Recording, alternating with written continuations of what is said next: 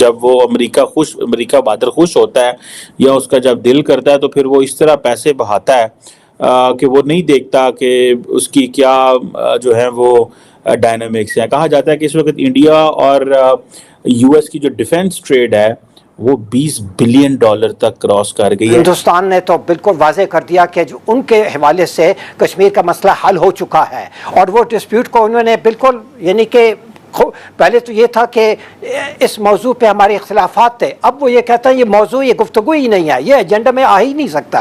बात ये है चीन का ज़मीर नहीं है, अमेरिका आपसे नाराज है, आप कश्मीर को भूल जाएं, अपने मुस्लिम तशख़्ख़ुस को कुर्बान कर दें, चीन से ताल्लुकात महदूद करें। मीडिया को क्या रोजाना इंस्ट्रक्शन नहीं आती थी, आज इनके खिलाफ ये मुहिम चलानी है आपने।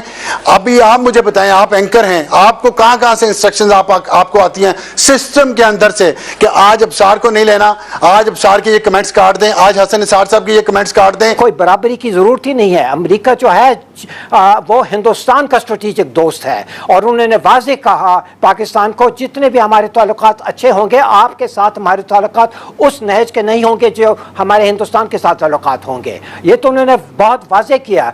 और इंडिया आपको, अमेरिका तो पाकिस्तान को कमजोर देखना चाहता है, इंडिया तो आपको खत्म करना चाहता है।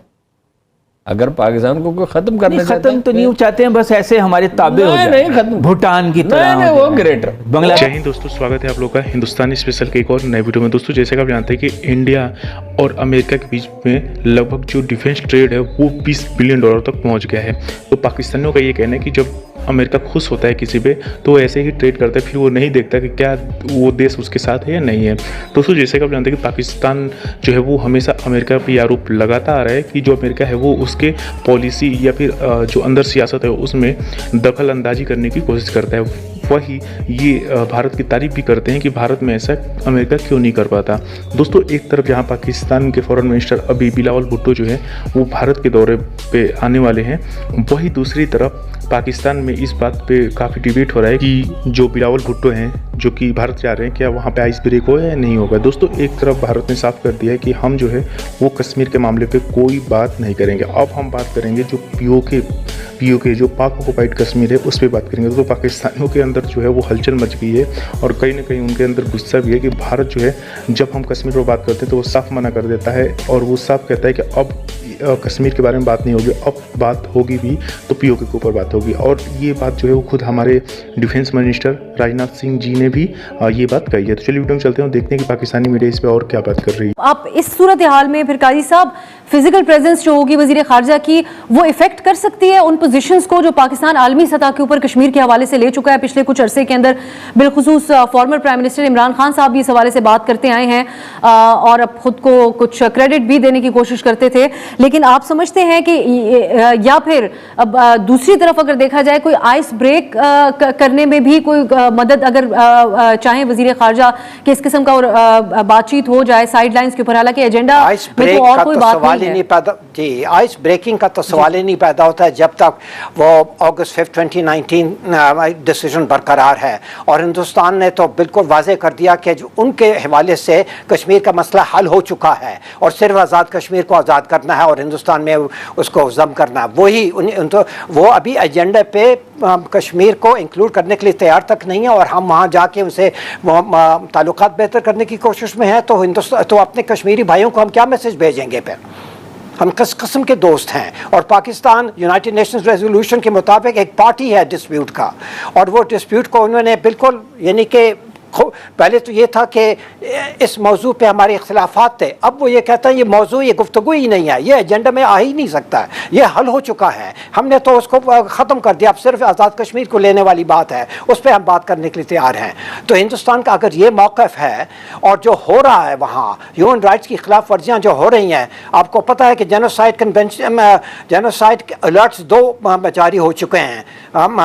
तो जेनोसाइड कन्वेंशन के मुताबिक 2 जेनोसाइड अलर्ट्स जारी हो चुके हैं, वहाँ रोज़ाना जो हो रहा है कश्मीरी भाइयों के साथ, और हम जाके वहाँ ताल्लुकात को बहाल करने की कोशिश में होंगे तो क्या मैसेज भेजेंगे अपने कश्मीरी भाइयों को? वानी खर साहिबा की जो एक एक्सचेंज है प्राइम मिनिस्टर साहब के साथ, वो उसका रिकॉर्ड लीक हुआ है और उसमें वो ये सजेस्ट कर रही हैं कि हमें वेस्ट को खुश करने में कहीं असल अपने स्ट्रेटेजिक पार्टनर चीन के साथ हम ताल्लुकात ख़राब ना कर बैठे। ये उनका जो मशवरा है, जो सजेशन है, इसको आप कैसे देखते हैं? बजा मशवरा है, बिल्कुल सही मशवरा है। अमेरिका जो है इसमें कोई शक नहीं है, दुनिया की ताकतवर तरीन मुल्क है, मिलिट्री के लिहाज से, टेक्नोलॉजी के लिहाज से, इकोनॉमिक डेवलपमेंट के लिहाज से, हर वेल्थ के लिहाज से, लेकिन पाकिस्तान के लिए स्ट्रेटेजिक दोस्त जो है, सबसे अहम मुल्क जो है वो चीन है। और हमारी सारी जो स्ट्रेटेजिक पॉलिसी है, फॉरेन पॉलिसी, उसकी बुनियादी हमारे ताल्लुकात, बाहमी ताल्लुकात चीन के साथ और CPEC और BRI पर है। तो इसलिए कोई बराबरी की ज़रूरत ही नहीं है। अमेरिका जो है वो हिंदुस्तान का स्ट्रेटेजिक दोस्त है और उन्होंने वाज़ेह कहा पाकिस्तान को, जितने भी हमारे ताल्लुकात अच्छे होंगे, आपके साथ हमारे ताल्लुकात उस नहज के नहीं होंगे जो हमारे हिंदुस्तान के साथ ताल्लुकात होंगे। ये तो उन्होंने बहुत वाज़ेह किया। और जो हमारा जो सबसे अहम तरीन दोस्त चीन है, वो अमेरिका का दुश्मन मुल्क है। अमेरिका तो फॉर्मली कहता है कि number one adversary is China. तो नंबर 1 एडवर्सरी हमारा स्ट्रेटेजिक पार्टनर है और स्ट्रेटेजिक पार्टनर को हम बराबरी के लेवल पे नहीं रख सकते अमेरिका के साथ। तरजीह हम हमेशा चीन को देंगे और देना भी चाहिए। और चीन जो है वो एशियाई मुल्क है, अमेरिका एशियाई मुल्क नहीं है, और अमेरिका जो हिंदुस्तान का स्ट्रेटेजिक दोस्त है, पाकिस्तान का नहीं। काजी साहब, यहाँ पर इस एक्सचेंज के अंदर वो ये भी सजेस्ट करती हैं कि हमें चाइना और US से जो ताल्लुकात हैं उसमें मिडिल ग्राउंड को अब हम मेंटेन नहीं किया जा सकता मजीद। तो अब इससे पहले हम लेकिन काजी साहब एक पोजीशन हम सरकारी सतह के ऊपर जरूरी है। अमेरिका की अपनी अहमियत है, अमेरिका के साथ हमें अच्छे ताल्लुकात चाहिए, लेकिन वो चीन के साथ बराबरी नहीं हो सकती है, क्योंकि अमेरिका जो है हमारा जो हरीफ मुल्क है, नंबर 1 हरीफ मुल्क, नंबर 1 एडवर्सरी मुल्क, दुश्मन का लफ्ज़ मैं नहीं इस्तेमाल करूँगा, हिंदुस्तान, उनके साथ उनके स्ट्रेटेजिक रिलेशनशिप है हमारे खिलाफ। और वो उन्होंने वाज़े कर दिया कि किसी सूरत में भी पाकिस्तान को और हिंदुस्तान के साथ वो ताल्लुकात बराबर नौइयत के नहीं रखेंगे। नहीं तो हम कैसे रखेंगे चीन के साथ, उनके साथ? हमें कोई खुददारी नहीं है, हमें कोई गैरत नहीं है। हम कश्मीरी भाइयों को क्या मैसेज भेजेंगे? एक सरकारी पोजीशन, सरकारी सतह के ऊपर हम काफी अरसे से एक पोजीशन अपना रहे हैं, तमाम ये जो रूस और यूक्रेन का कॉन्फ्लिक्ट भी चल रहा है इसके अंदर, कि हम किसी ब्लॉक का हिस्सा नहीं बनेंगे। काफी वक्त से ये बात कही जा रही है, लेकिन जो ये बात जब सजेस्ट करती हैं एक टॉप लेवल के ऊपर से हिना रबानी खर साहिबा प्राइम मिनिस्टर साहब को, ये कि हम मिडिल ग्राउंड अब मेंटेन नहीं, अब इसको ये समझा जाए कि हमें सरकारी सतह के ऊपर ये रियलाइजेशन हो गई है कि हमें भी एक साइड अब बाकायदा तौर पर पिक करनी होगी। इसको हम इस तरीके से देखें? ये यहाँ ये यूक्रेन का सवाल है। अमेरिका जो है उनको बहुत कंसर्न है यूक्रेन के ह्यूमन राइट्स इश्यूज, लेकिन कश्मीर के ह्यूमन राइट्स इश्यूज को वो बिल्कुल इग्नोर करते हैं।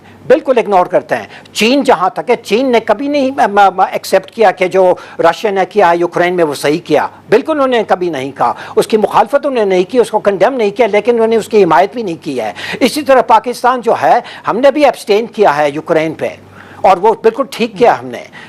और जहाँ तक अब कश्मीर का सवाल है, अमेरिका जो है आप देख रहे हैं कितनी दोहरी पॉलिसी है उनकी। यूक्रेनियन ह्यूमन राइट्स के को नंबर 1 इशू बना लिया और कश्मीर को बिल्कुल उन्होंने इग्नोर कर लिया है।